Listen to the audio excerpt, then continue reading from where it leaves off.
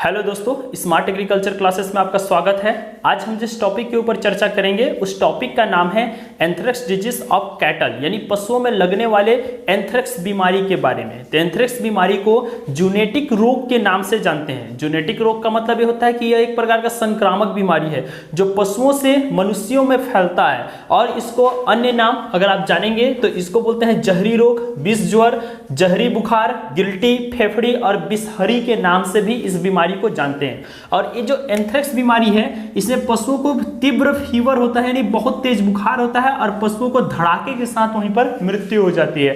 ये आपका विष ज्वर का प्रारंभिक और मुख्य सिम्टम है। आगे बढ़िएगा। इंट्रोडक्शन का मतलब होता है परिचय। इस बीमारी के बारे में आप क्या समझते हैं, क्या इंट्रोडक्शन है? तो सबसे पहले इस बीमारी को डेनिन नामक वैज्ञानिक 1865 में इसका खोज किया गया था।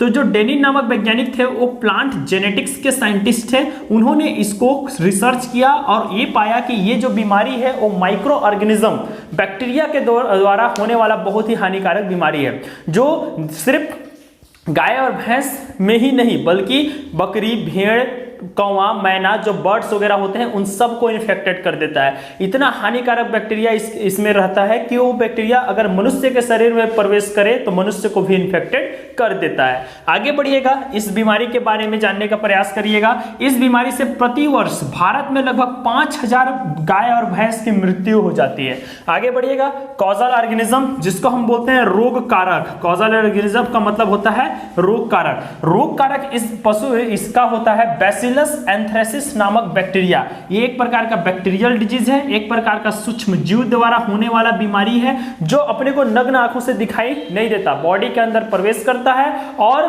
पशुओं को संक्रमित कर देता है। आगे बढ़िएगा। मोड ऑफ इन्फेक्शन, जिसको बोलते हैं संक्रमण के तरीके। अगर ये बीमारी पशु को हो गया तो वो किस तरीके से पशु के अंदर प्रवेश करेगा? तो प्रवेश करने का जो तरीका है इसमें सबसे पहला पॉइंट है बाय इनगेशन, जिसको बोलते हैं अन्न नली के द्वारा। अन्न नली का मतलब होता है कि मुंह के द्वारा, मतलब पशु जिस चारागाह में चरता है उस चारागाह में इसका बैक्टीरिया पहले से ही मौजूद रहता है। कैसे मौजूद रहेगा? जो कौवा होते हैं, मैना होते हैं, कबूतर होते हैं, वो छोटे जो मृत पशु होते हैं उनके मांस को खाते हैं, हड्डियों को खाते हैं। तो इनका हड्डी को खाने के बाद चारागाह में छोड़ देते हैं। इसके जो बैक्टीरिया है वो चारागाह में भ्रमण करना शुरू कर देगा, और चारागाह में जब भ्रमण करता है इसका बैक्टीरिया, तो पशु जब इस चारा को जब खाने के लिए जाता है तो चारा के से होते हुए बैक्टीरिया बॉडी के अंदर प्रवेश कर जाता है, और बॉडी के अंदर बैक्टीरिया जब प्रवेश करता है तो उनको इन्फेक्टेड करना शुरू कर देता है, नुकसान पहुंचाना शुरू कर देता है। और इसका जो असर है वो 24 घंटा के बाद दिखाई देना शुरू हो जाता है और पशु की मृत्यु लगभग निश्चित है। 90 से 95% चांस है कि पशु की मृत्यु हो जाएगी। आगे बढ़िएगा। बाय इनहेलेशन मतलब होता है श्वास नली के द्वारा। अब श्वास नली के द्वारा ये रोग पशुओं से ज्यादा मनुष्यों में होता है। अब मैं मनुष्य में क्यों बता रहा हूं, आपको एक और चीज बता दूं। इसमें जो छत्तीसगढ़ पीएटी का जो एग्जाम होता है उसमें अक्सर एक क्वेश्चन आता है कि ऐसा बीमारी का नाम बताइए जो पशुओं से मनुष्यों में फैलता है। तो उस बीमारी का नाम आपके सामने है, विष ज्वर के नाम से उसको जाना जाता है। आगे बढ़िएगा। श्वास नली जो मैं आपको बता रहा था, तो श्वास नली से क्या होता है कि बहुत सारे जो पशु होते हैं जैसे भेड़ और बकरी, उनसे ऊन प्राप्त होता है, और ऊन निकालने का जो काम है वो मनुष्य जो कारीगर रहते हैं वही करते हैं। अब मनुष्य कारीगर जो है ऊन निकालने का काम तो कर रहे हैं, तो ऊन से निकला हुआ जो गैस है, धुआं है, डस्ट है, तो उस डस्ट से होते हुए नाक के साथ ऐसा बैक्टीरिया हमारे बॉडी के अंदर प्रवेश करता है और नुकसान पहुंचाना शुरू कर देता है। ऐसी होता है आपका पशुओं में। जो पशु जो रोगी पशु के संपर्क में आते हैं उसके नाक से होते हुए हवा के माध्यम से फैल करके बॉडी के अंदर प्रवेश कर जाता है। बाय स्किन का मतलब होता है त्वचा के द्वारा। अब त्वचा के द्वारा पशुओं को चोट खरोच लगे रहेगा वहां पर होगा। और मनुष्यों को कैसे होता है कि बुच डखान, जिसको बोलते हैं जहां पर गाय, बैल, भैंस, बकरी ये सब कटता है उसको बोलते हैं। वहां पर जब बकरों को काटते हैं तो उसके खाल का संपर्क मनुष्यों से अवश्य होता है। अगर पशु इस बीमारी से इन्फेक्टेड है तो मनुष्य के संपर्क में आते ही मनुष्य क्या हो जाता है? इन्फेक्टेड हो जाता है। बोन फर्टिलाइजर के द्वारा, यानी कि हड्डियों के द्वारा, मांस के द्वारा बनने वाले उर्वरक के द्वारा, जब मनुष्य बोन फर्टिलाइजर का प्रयोग अपने खेतों में करता है तो उसको हाथ से छुएगा, और हाथ से छूने से उसके बॉडी के अंदर क्या होता है? बैक्टीरिया प्रवेश कर जाता है और मनुष्यों को संक्रमित करता है। याद रखिएगा, पशुओं की मृत्यु तो निश्चित है, 90 से 95% चांस है कि पशु धड़ाके के साथ मर जाएगा तेज बुखार के चलते, लेकिन जो मनुष्य हैं वो बच जाते हैं लेकिन रोग ग्रसित हो जाते हैं। आगे बढ़िएगा, इनक्यूबेशन पीरियड यानी प्रकट होने की अवधि, अगर ये रोग लगा पशुओं को तो कितने समय के बाद प्रकट हो जाएगा बैक्टीरिया के अंदर प्रवेश होने के बाद, तो 12 से 24 घंटा में आपको दिखाई देना शुरू हो जाएगा। मोर्टेलिटी जो परसेंटेज है वो लगभग 90 से 95% तक आप मान सकते हैं कि 90% पशुओं की मृत्यु निश्चित है, पर लोग सिधारेंगे ही सिधारेंगे। आगे बढ़िएगा, सिम्टम, सिम्टम का मतलब होता है लक्षण। अगर ये रोग पशु को हुआ तो क्या लक्षण प्रोड्यूस करेगा, तो इसमें 3 प्रकार का लक्षण प्रोड्यूस होता है। पहला होता है अति तीव्र अवस्था, मुख्य सिम्टम मैं बाद में बताऊंगा आपको, पहले आप यहां पर देखिए अति तीव्र का मतलब, इसमें क्या होता है, पशु को 110 डिग्री फ़ारेनहाइट तेज बुखार होता है और 2 से 6 घंटे में पशु की मृत्यु हो जाती है। समझिए, इतना ज्यादा अगर बुखार हो जाएगा तो पशु कांपना शुरू हो जाएगा, हार्ट काम करना बंद कर देगा, तो इससे क्या होता है, पशु की मृत्यु हो जाती है। तीव्र अवस्था, इसमें पशु को लगभग 106 से 108 डिग्री फ़ारेनहाइट तक बुखार रहता है और इसमें जो पशु है वो लगभग 12 से 24 घंटे के अंतराल में मृत्यु हो जाती है। कुछ तीव्र अवस्था, इसमें पशु को 102 डिग्री फ़ारेनहाइट जो नॉर्मल टेम्परेचर है उससे 105 डिग्री फ़ारेनहाइट तक बुखार रहता है और इसमें पशु की मृत्यु 2 से 6 दिन के बाद होती है अगर इलाज नहीं कराया गया तो।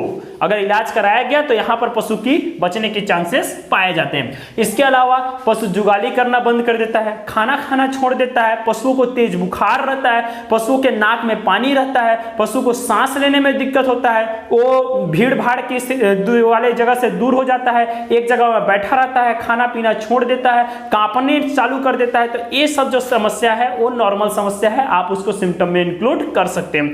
आगे बढ़िएगा, प्रिक्यूशन, प्रिक्यूशन का मतलब होता है सावधानी। अगर ये रोग हमारे पशु को हुआ तो हम कैसे सावधानी बरतेंगे, तो सबसे पहले जो IVRI है, इंडियन वेटनरी रिसर्च इंस्टीट्यूट, पशु चिकित्सा अनुसंधान केंद्र, वहां पर एक वैक्सीन बनाया गया है जिसको सीरो वैक्सीनेशन के नाम से जाना जाता है। अगर आप सीरो वैक्सीनेशन का प्रयोग पशु को वर्षा ऋतु के प्रारंभ में कराते हैं तो एंथ्रेक्स से बचने का चांसेस हो सकता है। इसके अलावा आप सब टॉपिक में आप लिख रहे हैं कि स्वस्थ पशु को बीमार पशु से अलग कर दीजिए। जिस बाड़े में पशु मरा है उस बाड़े को फिनाइल से धोइए, पशुशाला की साफ सफाई का ध्यान रखिए। अगर पशुशाला में बैक्टीरिया वगैरह है तो उन बैक्टीरिया को साफ कीजिए, रोगी पशु को अलग बांधिए, दूषित चारा दूषित पानी का प्रयोग हम स्वस्थ पशु के साथ नहीं करेंगे। अगर इससे पशु मर गया है तो सबसे पहले उसके मुंह को बांधिए, उसके मलद्वार को बांधिए, इन सभी स्थानों को बांध दीजिए ताकि बैक्टीरिया आपके गौशाला के अंदर न फैल सके।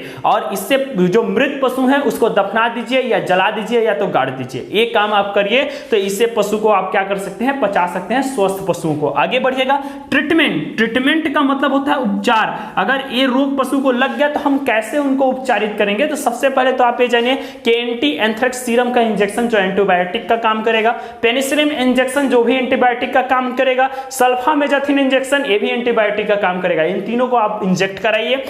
इसके बाद डेमोक्रॉट जो आपका होता है दर्द और बुखार का इंजेक्शन, उसके बाद विटामिन बी कॉम्प्लेक्स ताकि पशु को थोड़ा सा भोजन वगैरह मिल जाए। उसके अलावा फिनोलेक्स टैबलेट जो दर्द बुखार का होता है, कार्बोक्सिलिक अम्ल और नमक को दिन में 3 बार पिलाइए। उसके अलावा चावल का जो पानी होता है, चावल के पानी को हम लोग बोलते हैं मांड का सेवन कराइए, हरे पत्तेदार सब्जियों का सेवन कराइए। अगर आप इन सभी चीजों का सेवन कराएंगे तो आपका पशु क्या हो सकता है, स्वस्थ हो सकता है, ठीक होने का चांसेस है। लेकिन कुछ तीव्र अवस्था में, तीव्र और अति तीव्र अवस्था में पशुओं की मृत्यु निश्चित है, ये याद रखिएगा। तो आपको एंथ्रेक्स बीमारी उम्मीद करूंगा समझ में आया होगा। याद रखिएगा एक चीज को कि इसमें एक क्वेश्चन बनता है पीएटी में कि ऐसा कौन सा बीमारी है जो पशुओं से मनुष्य में फैलता है, तो एंथ्रेक्स बीमारी है। और एक प्रकार का माइक्रो ऑर्गेनिज्म यानी कि आपका बैक्टीरिया के द्वारा होने वाला बीमारी है जो मनुष्य पशुओं को बहुत ज्यादा नुकसान पहुंचाता है और लगभग साल भर में 5000 पशुएं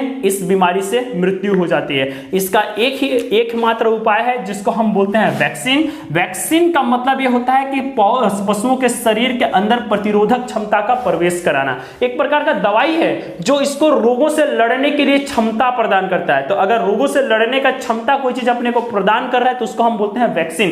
टीकाकरण, टीकाकरण का मतलब ये होता है एक अभियान होता है टीकाकरण, कि आपके एरिया के अंतर्गत आने वाले समस्त किसानों को जागरूक करिए और पशु से संबंधित होने वाले रोग से बचाने के लिए पशुओं के शरीर में दवाई इंजेक्ट करिए। अगर आप घर घर जाकर के पशुओं को इसको दवाई लगा रहे हैं तो उस अभियान को हम क्या बोलेंगे? टीकाकरण। और पशुओं को रोग से लड़ने की जो क्षमता देता है उसको हम लोग क्या बोलते हैं? वैक्सीन कहते हैं। उम्मीद करूंगा आपको वीडियो पसंद आएगा। धन्यवाद।